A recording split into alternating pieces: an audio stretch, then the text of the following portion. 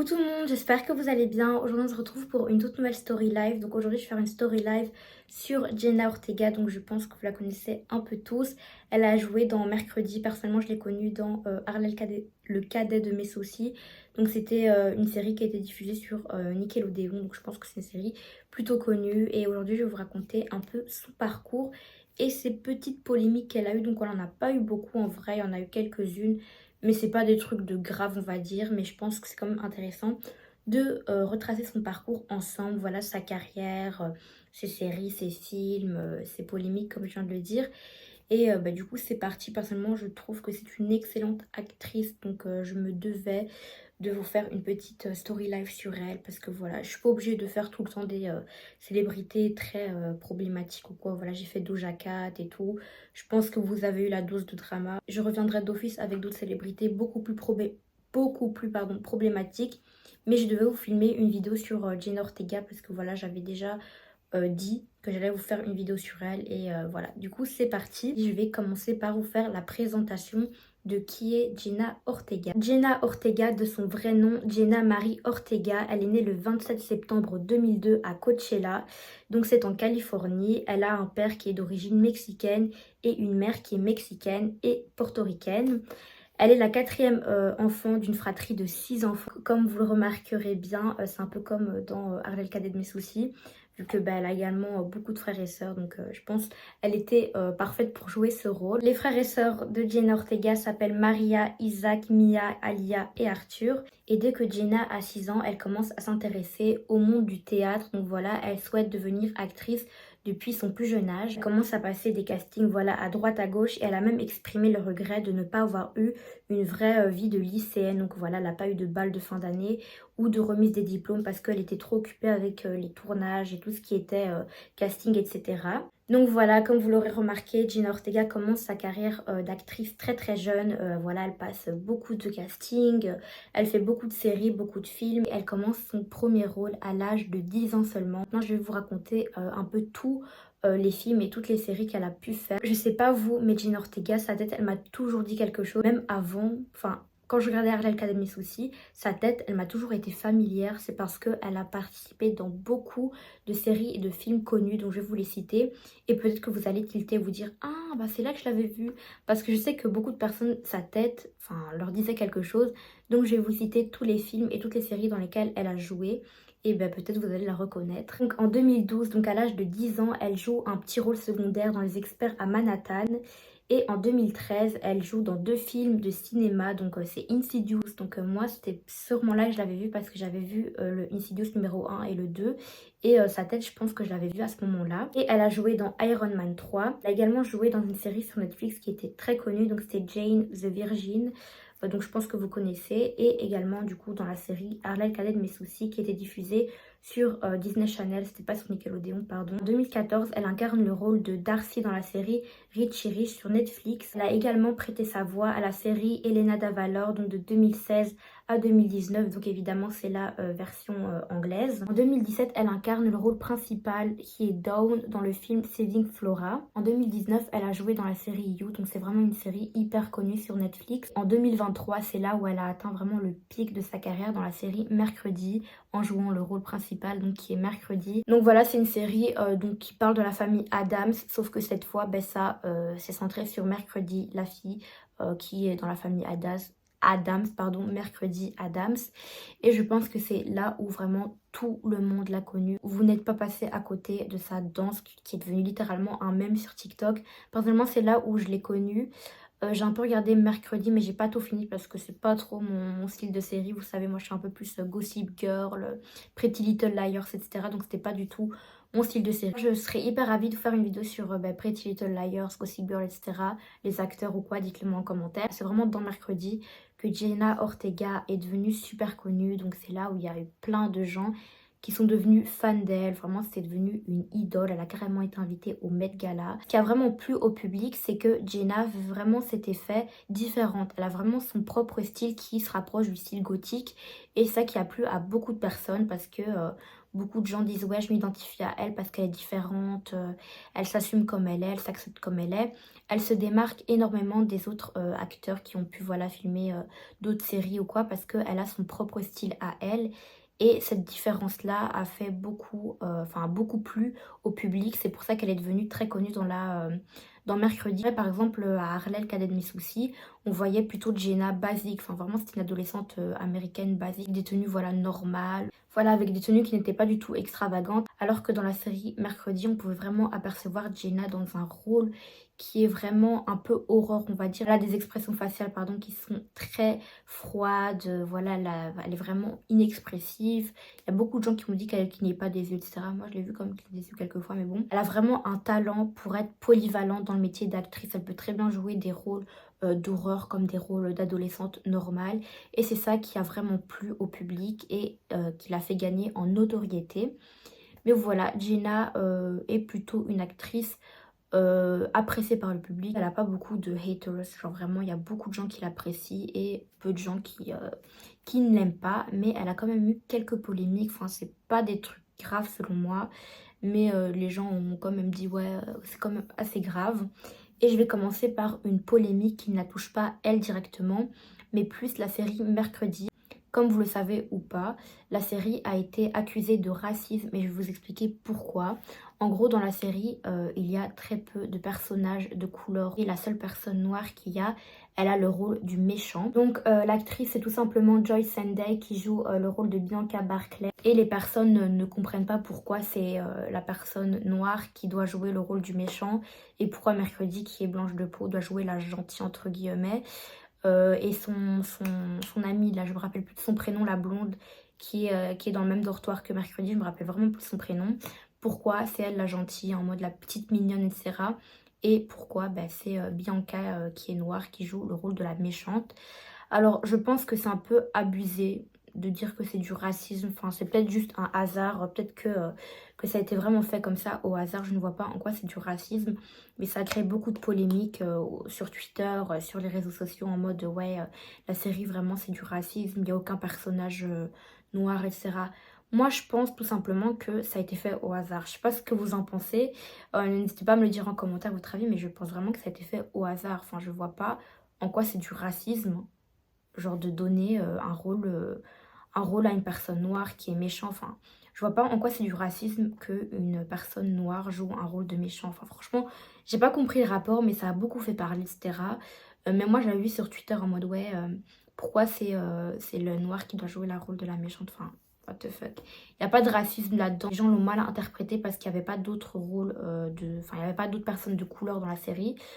Euh, Franchement, il n'y a pas de raison de mettre tout le temps des personnes noires. Enfin, je suis désolée, c'est bien la diversité, il n'y a aucun problème. Moi, je suis pour la diversité, etc. Mais si on n'a pas, c'est juste que, voilà, il y avait des personnages qui étaient blancs, qui étaient plus, qui collaient plus aux personnages. Enfin, il n'y a pas de problème, etc. Faut pas crier au racisme n'importe comment, n'importe où, pour un rien. Du coup, voilà, ça c'était la première polémique qui visait plus la série. Et maintenant, on va passer à la deuxième polémique. Hey, c'est la moi du montage. J'ai complètement oublié de vous dire que en gros, le réalisateur de Mercredi, donc qui est Tim Burton, c'est quand même un réalisateur très connu, il a été accusé de racisme à plusieurs reprises. Donc voilà, ça en joue beaucoup sur la série. Deuxième polémique, qui n'est pas vraiment une polémique selon moi, mais bon, je la dis quand même parce que ça a beaucoup fait parler. Et c'était le fait que Jenna Ortega a été accusée, enfin même pas accusée, il y a des gens qui ont dit que Jenna Ortega était lesbienne parce qu'elle était proche d'une certaine actrice, où on la voyait vraiment se faire des câlins, etc. Je ne sais plus du tout son nom. Par contre, j'ai cherché partout, mais je ne trouve plus du tout son nom. N'hésitez pas à me dire en commentaire le nom de la personne parce que j'ai cherché partout et j'ai pas trouvé. Mais voilà, Jenna Ortega, elle était super proche d'elle. Et il y a également le fait que Jenna Ortega soit militante pour une campagne des LGBT. Ça, c'est vraiment vrai. Et il y a beaucoup de personnes qui ont dit oui, mais je suis déçue d'elle, etc. Ou encore des homophobes, etc. qui ont commencé à critiquer le fait que Jenna Ortega soit militante des LGBT, enfin qu'elle prône la communauté, etc. Vraiment, elle fait ce qu'elle veut, mais ça a déplu beaucoup de fans qui ont dit oui, mais c'est dégueulasse, etc. Enfin, vous savez, les personnes qui sont contre, etc. Pour moi, il n'y a pas de problème d'être contre les LGBT, enfin contre également, on ne soutient pas la cause, il n'y a pas de problème. Faut juste laisser les gens faire ce qu'ils veulent, voilà. C'est pas parce que tu ne soutiens pas les LGBT, tu dois commencer à critiquer Jenna Ortega, ne plus l'aimer, juste parce qu'elle les soutient. Enfin, franchement, c'est ridicule. Laissez les gens faire ce qu'ils veulent. Et je ne vois pas ce qui changera à votre vie, que Gina soit hétéro, pansexuelle ou que sais-je. Enfin, franchement, ça change rien, vraiment, ça change rien à vos vies, quoi. En 2022, Gina Ortega a lâché une énorme bombe concernant le tournage de mercredi parce que tout simplement elle avait le Covid pendant la scène de la danse et pendant plusieurs autres scènes. Donc en gros, je sais pas si vous voyez la danse, enfin, je pense que vous voyez tous la danse hyper connue. Là, je vais pas la faire parce que je la trouve un peu gênante, donc je vais éviter de la faire. Mais je pense que vous voyez, je vous mettrai une vidéo de la danse en question sur la vidéo et vous allez voir que pendant cette scène-là, Jenna Ortega avait tout simplement le Covid et qu'elle avait plein de gens autour d'elle. Enfin, vraiment, elle était un danger pour les gens. Et les producteurs, voilà, le savaient pertinemment, mais ils l'ont quand même laissé tourner la scène. Et elle s'est exprimée durant une interview pour dire ce qui s'était passé. Donc Jenna a dit, c'est fou parce que c'était mon premier jour avec le Covid, donc la scène où elle dansait. Donc c'était affreux à filmer. J'avais l'impression d'avoir été renversée par une voiture et qu'un petit gobelin était dans ma gorge et grattait les parois de mon oesophage. Il, donc elle parlait de l'équipe du tournage, me donnait des médicaments entre les prises parce que nous attendons de savoir si mon test Covid-19 était vraiment positif. Donc voilà, l'équipe du tournage savait littéralement que c'était un danger pour tout le monde et ils l'ont quand même laissé faire la scène. Enfin, moi, je trouve pas ça normal. Normalement, elle est chez elle, voilà, elle est isolée du monde. Elle attend d'avoir son test avant de pouvoir tourner au tournage. Vraiment, ils étaient hyper pressés de filmer cette scène, de filmer la série, qu'ils ont oublié carrément de mettre les gens en sécurité, de mettre Jenna également en sécurité parce que c'est vraiment un danger. Voilà, c'était vraiment encore le moment où il y avait beaucoup de cas Covid, etc. Donc je pense pas que c'était très normal de la laisser tourner une scène sachant qu'elle avait le Covid. Genre vraiment, elle était malade pendant la scène et tout.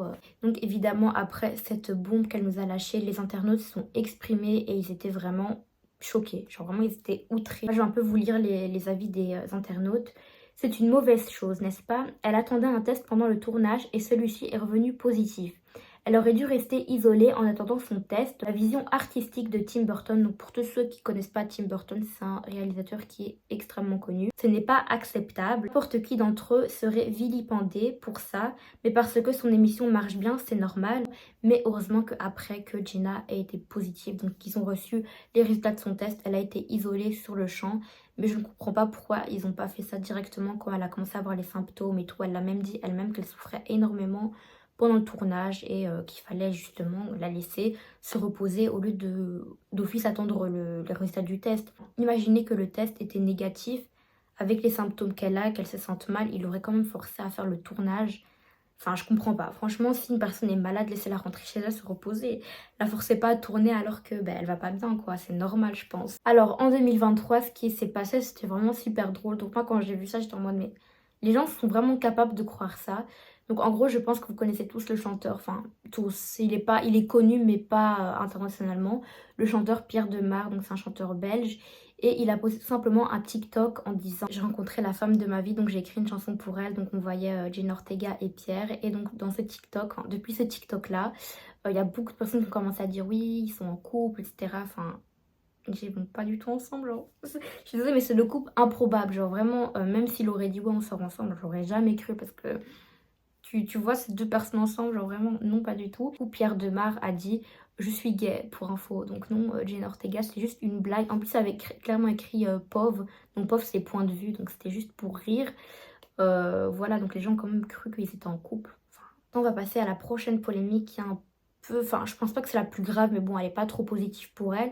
C'est le fait que Jenna Ortega était un peu désagréable sur le tournage de mercredi. C'est-à-dire que Jenna Ortega, à un moment, elle modifiait le script elle-même. Donc voilà, normalement elle a un script qu'elle est censée dire et Jenna Ortega a tout simplement modifié le script comme bon lui semblait parce que ça ne lui plaisait pas. Et voilà, ça a déplu beaucoup de personnes du plateau et tout. Ils ont dit, elle se prend pour qui pour faire ça? Genre vraiment, elle se prend pour la reine ou quoi? Et ce qui me fait rire dans tout ça, c'est que le script du coup que Jenna a modifié était meilleur que le script d'origine. Donc tellement le script que Jenna a modifié était meilleur que le script original, Jenna va carrément participer à l'écriture de la saison 2. Donc pour tous ceux qui ne savent pas, il y aura une saison 2 de mercredi.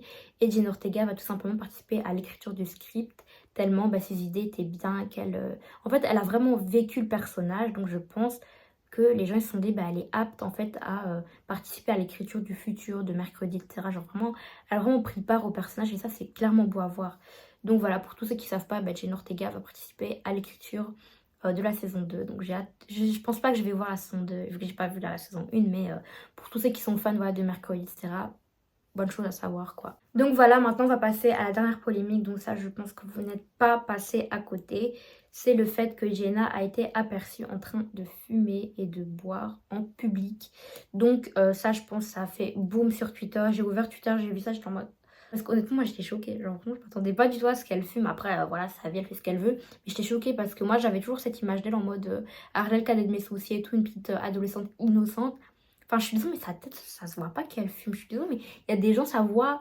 Il y a des gens, pardon, ça se voit à leur tête qui fument. Genre, on va pas se le cacher, à la voix, au visage et tout, mais elle, genre, what the fuck, ça se voyait pas. Après, peut-être qu'elle fume occasionnellement, mais c'est vrai que ça a fait le boom vraiment sur Twitter. Elle était accompagnée de l'actrice Guidelone. Je vous mets les vidéos maintenant.